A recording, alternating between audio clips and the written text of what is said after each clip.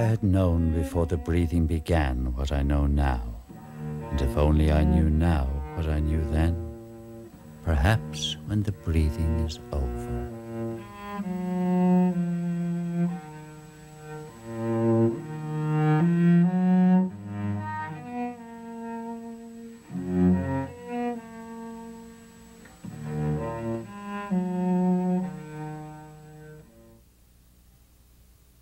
In other news today, the Nobel Prize for Literature was awarded today to Samuel Beckett, best known for the play Waiting for Godot. Charming spot. Inspiring prospect. Let's go. We can't. Why not? We're waiting for Godot. Oh! I think it's probably the greatest play of the 20th century. I haven't seen 1,000 plays, and I haven't much less read 1,000 plays. But to me, at my sort of level of intelligence, it seemed extremely sophisticated and painful and affecting. The expression that there is nothing to express, nothing with which to express, nothing from which to express, no power to express, no desire to express, together with the obligation to express. Perhaps they've carried me to the threshold of my story, before the door that opens on my story. That would surprise me. If it opens, it'll be I, or the silence. Where I am, I don't know. I'll never know. In the silence, you don't know. You must go on. I can't go on. I'll go on. I think when you read Beckett or when you watch Beckett, you learn to listen, to speak, to see better. That's what he's done to us.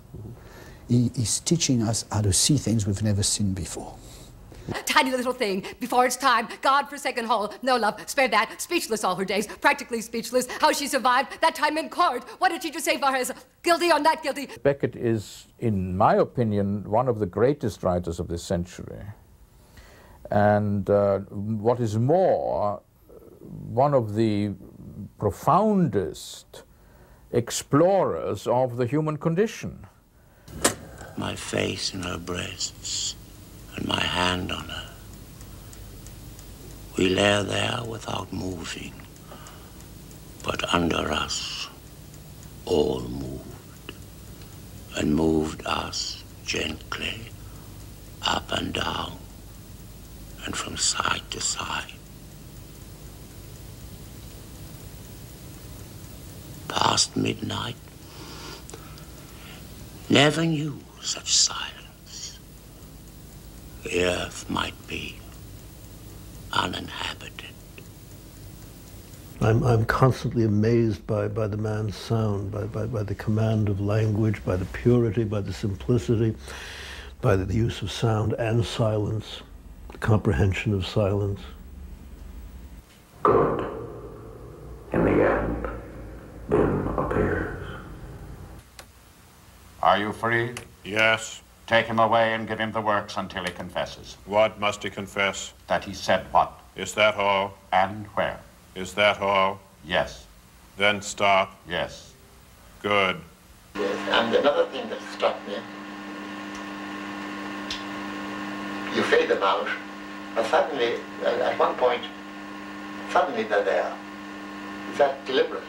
For example, in the end, Bim appears, and Bim's suddenly there. He doesn't fade up, he's suddenly there. His increased work for television is in fact an attempt to get to a kind of poetry that doesn't need words anymore.